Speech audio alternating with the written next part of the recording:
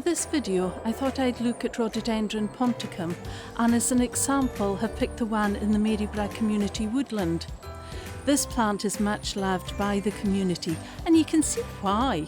It's been used as a climbing frame and for other childhood games, and other people love it because it has stunning flowers every year in late spring.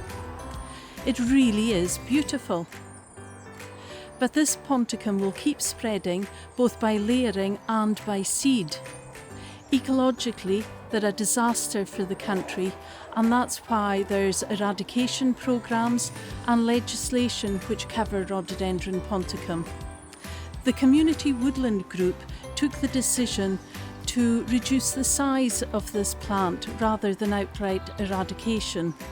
However, Ponticum is a really tough plant, a survivor, so hard pruning is not going to kill it, and it will grow back. This particular ponticum is tall and spreads in all directions. About 30 years ago, this was a much smaller domed plant. One of the ways ponticum spreads is by layering. It's really ingenious. Whenever a branch touches the ground, it roots. Then it grows, puts out other branches that root and grow, and it does that year after year after year.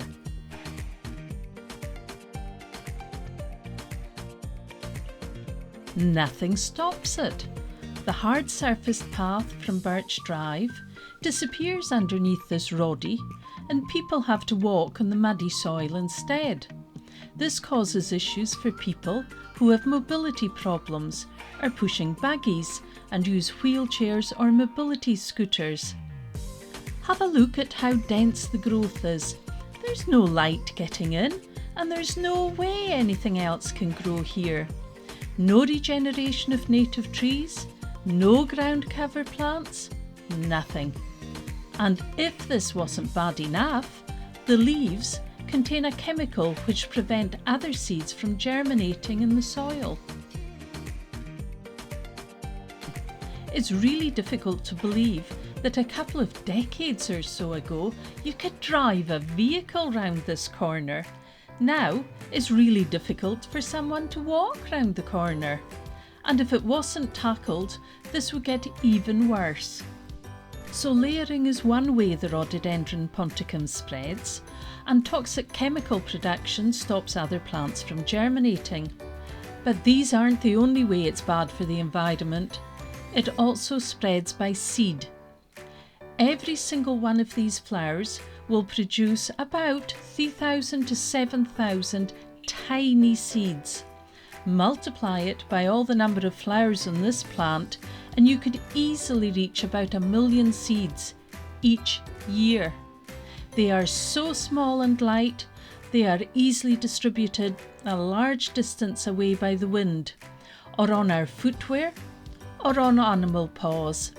It really is an expert at reproducing. The Maryburgh Community Woodland Group are trying to open up the track to allow future improvements to the path surface and drainage. As this ponticum is growing over the original track, it's been cut back to try and reclaim the path. This does have the effect of reducing the overall size of the bush and reducing the amount of seed it redistributes each year. Ponticum is not put off by a bit of hard pruning. It will regrow. By reducing rather than eradicating the plant, it's kept as a feature for people of all ages to enjoy.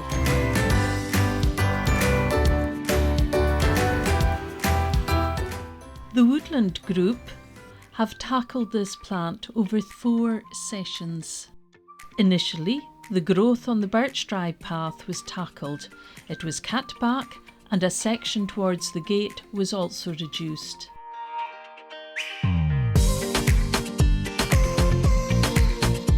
The second session saw the really dense section of ponticum we saw earlier in the video cut back really hard, and that continued round the corner to uncover the area above the Dunglass Road path. Now when you're walking up the track, you can see the gate and you realise that the original path was in line with the gate.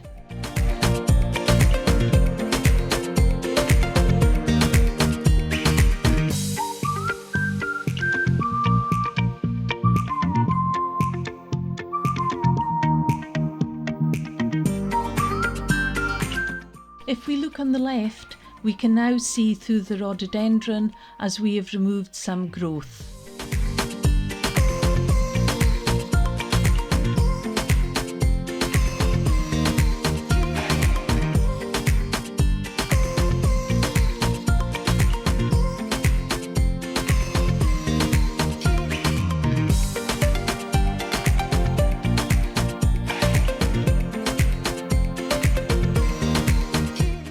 The last area of the rhododendron to get cut back was beside the track that leads down to Dunglass Road.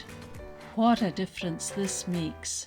It shows how much area was taken up by the rhododendron, and underneath here should be the paths that lead from Birch Drive and from Dunglass Road. Hopefully they can now be upgraded.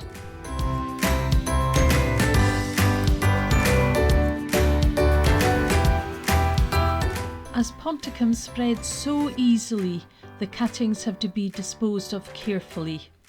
A few weeks before the woodland group started work here, someone cut some of the overhanging ponticum. Unfortunately, these cuttings were just left on the ground on the other side of the path. These were dealt with at the same time as the other cuttings. At the end of each session, all the cuttings were gathered and stacked into a massive heap.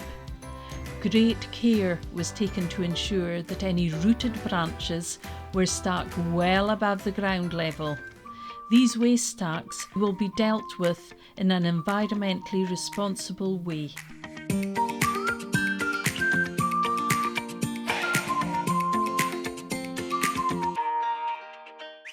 I hope that this has given you some idea why throughout Scotland owners are removing Rhododendron Ponticum.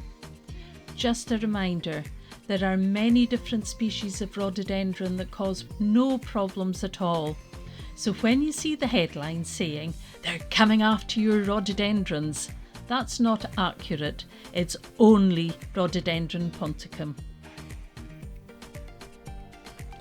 Just in finishing off, while you're looking at some before and after footage, I thought I'd mention that Rhododendron Ponticum is classified as a non-native invasive plant under the Wildlife and Countryside Act 1981, as amended by the Wildlife and Natural Environment Scotland Act 2012.